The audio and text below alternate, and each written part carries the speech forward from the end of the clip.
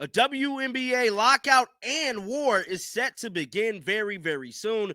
Guys, for this one here, we got to go all the way up to New York. Let's get it. Let's go. Now, in this treasure trove of information that has been released in the last couple of days, Commissioner Kathy Engelbert has found herself the headline of many toxic stories that has come out in regards to her league. And I'm here to tell you, it is not looking good for Kathy at all. Many people is already saying that this is pretty much a civil war, and the WNBA actually hates their own players. Now, as of right now, I can't tell you that they don't hate them, because Kathy is still in the leaderboard seat as the top dog in this league, and it don't look like she's stepping down anytime soon. Many people is wondering, why is she still here? But as of right now, I got to be honest with you guys, as a reporter and a truth teller. And the fact of the matter is, yes, there's more footage surfacing of Kathy kind of counting Caitlin Clark pockets. Yes, there has been topics and discussion and privately that had simply sparked some type of outrage and something was said. But as of right now, we have no definitive concrete evidence that Kathy said any of those things as of yet. But here's the kicker, though. I believe more information is going to set to come. I believe a lot more of this stuff that we want to see is going to come, and we're going to see it. That means that either more stuff with Kathy that has been said privately is going to surface, or there's a big old scheme ahead of it all. Now, Stephanie White has been one that has been vocal about them kind of using her star, Caitlin Clark. Now, I said this the other day. I said for Nafisa Collier to bring up Caitlin Clark's name, she should have thrown her an alley hoop into simple. Caitlin, you know your name is going to come up. Erin Kane, her agent. They got the same damn agent. You mean to tell me no one thought to maybe we should contact Caitlin before this come out because her name is going to be brought up in this? Well, Stephanie White has some things to say about all of this. Let's pull it up right now. Then Caitlin Clark kind of getting brought into that, Caitlin Clark responding to it. What has been your overall assessment of that dialogue and as it relates to your star player? Yeah, I mean, I hate it all for Caitlin. I feel like she's a 23-year-old kid who loves to play this game, who is a pawn in a lot of other people's games and a lot of other people's narratives. And I hate that for her. We're coming into a time in the WNBA where we're kind of part of the growing pains of becoming quote unquote mainstream professional sport is some of this stuff. I do think that we are at a pivotal moment in terms of the league's history. And look, I was a part of the very first collective bargaining agreement of the WNBA, where we wanted insurance all year long, to now where it is growing and players do deserve more. And leadership needs to reflect where we are as a league and also understand where we are as a league and where players' perspectives are coming from. And, we have coaches on the sidelines and Becky Hammond and myself, and of course, Noelle Quinn, who was in Seattle, who played in this league, this league is part of our lifeblood. Like we have grown up in this league and we take pride in this league and the success of this league. And we also take pride in understanding what needs to be done and in leadership. And part of leadership is taking accountability. Part of leadership is owning how we move the needle. Part of leadership is not just recognizing the people who are part of this league, but empowering and embracing and understanding what they bring. And your employees are your number one asset.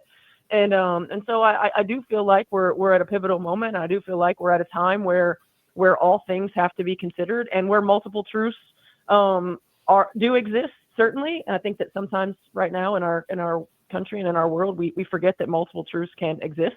But I think we are at that point to begin to have these very hard conversations about what it looks like moving forward. Do you believe So that's Stephanie speaking about the current state of the WNBA. Now, I found this article right here to be pretty, convincing to say WNBA Civil War takes shock new twist after Commissioner Kathy Engelbert hit back at Caitlin Clark claims. Now, this article is referring back to her interview she did Friday. Now, we know yesterday it came out that Nafisa Collier was not actually going to sit down with the commissioner to actually address the issue between them. As of right now, there's definitely tension between the players and the commissioners, and it don't seem like Kathy is in any shape or form ready to mend, those broken bridges. But it's looking real spooky, man. As they get ready to kick off this Unrivaled At Unrivaled this past February and everything, bruh. I don't know. Some people saying that Nafisa Collier is doing this on purpose. I don't believe she is. I believe there's really is tension going on, and I believe they're using Caitlin Clark. But let's listen to this because this is kind of where everything kind of got sparked at. At Unrivaled this past February, I sat across from Kathy and asked how she planned to address the officiating issues in our league. Her response was, well, only the losers complain about the refs. I also asked how she planned to fix the fact that players like Caitlin, Angel, and Paige, who are clearly driving massive revenue for the league, are making so little for their first 4 years. Her response was, Caitlin should be grateful she makes $16 million off the court because without the platform that the WNBA gives her, she wouldn't make anything. And in that same conversation, she told me players should be on their knees thanking their lucky stars for the media rights deal that I got them. That's a mentality driving our league from the top. We go to battle every day to protect a shield that doesn't value us. The league believes it succeeds despite its players, not because of them. At Unrivaled this past February. So that's the conversation that really kind of sparked it all. But going back to what Stephanie White said, man, we have to agree that Caitlin Clark is being used as a pawn throughout this whole situation. But, comes great power, comes great responsibility. Caitlin Clark is going to be the focal point of the league. Now, I could feel Stephanie White to being mad, but hell, y'all wouldn't be getting none of the views, none of the revenue y'all getting if it wasn't for her.